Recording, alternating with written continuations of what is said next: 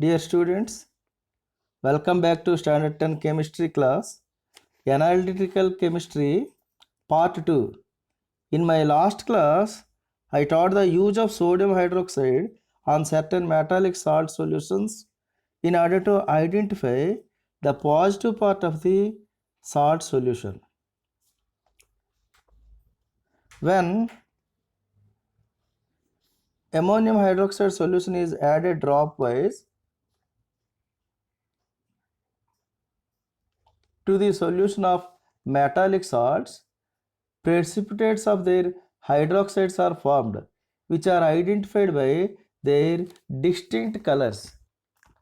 Some precipitated metallic hydroxides are soluble in excess of ammonium hydroxide because of the formation of soluble compounds on further reaction with excess of ammonium hydroxide.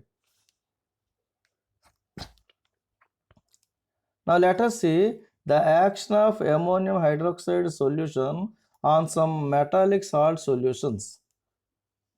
First salt solution is ferrous salt solution, Fe2 plus ions. How to identify ferrous ions from the given unknown salt solution? When ferrous salt solution is treated with ammonium hydroxide solution drop by drop, it forms a dirty green precipitate which is insoluble in excess of the reagent, that is ammonium hydroxide. So here any ferrous salt solution with ammonium hydroxide solution give dirty green precipitate. So dirty green precipitate formation implies the presence of ferrous ions in ferrous salt solution. Now coming to ferric salts, Fe3 plus ions.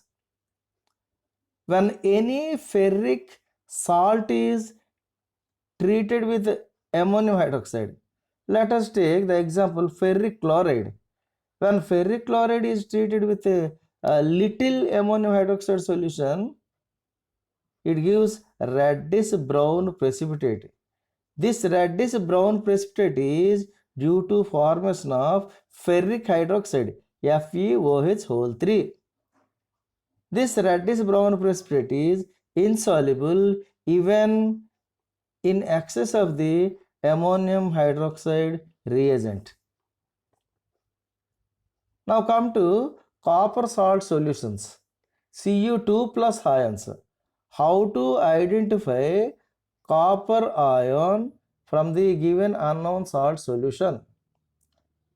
So here copper salt solution give pale blue precipitate when treated with ammonium hydroxide solution.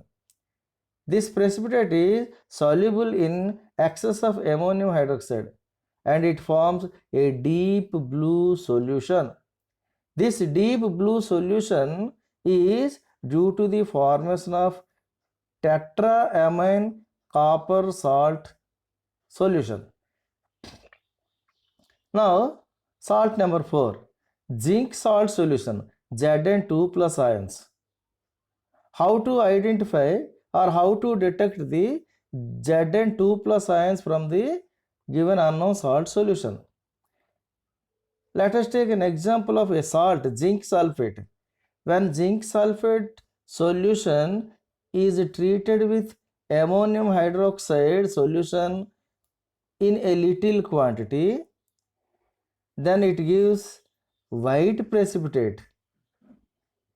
This white precipitate is due to formation of zinc hydroxide, ZnOH2, which is soluble in excess of the reagent ammonium hydroxide.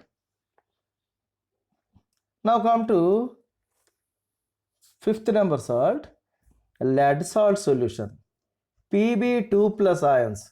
How to recognize or how to detect or how to identify Plumber salts from the unknown salt solution. Okay, these salt solutions when react with ammonium hydroxide solution, they give chalky white precipitate. This chalky white precipitate is lead hydroxide, PbOH2. This lead hydroxide is insoluble in excess of ammonium hydroxide solution. Now let us see how calcium salts can be identified by using ammonium hydroxide salt solution. So here calcium sulfate CaSO4 solution reacts with ammonium hydroxide. It doesn't form any precipitate. Even when excess of ammonium hydroxide is added to the same copper sulfate solution, it remains without any precipitation. So, no precipitation implies the presence of calcium Ca2 plus ion. So, we can identify by using sodium hydroxide and ammonium hydroxide on certain metallic salt solutions from the formation of their precipitate, and it also depends on the solubility on excess of adding sodium hydroxide or ammonium hydroxide. So dear students, you have learnt how a given unknown salt can be identified by using sodium hydroxide solution and ammonium hydroxide solution separately in a given metallic salt solutions. You will learn more when I take chemistry practical classes in our school chemistry laboratory. Thank you dear students for watching this video.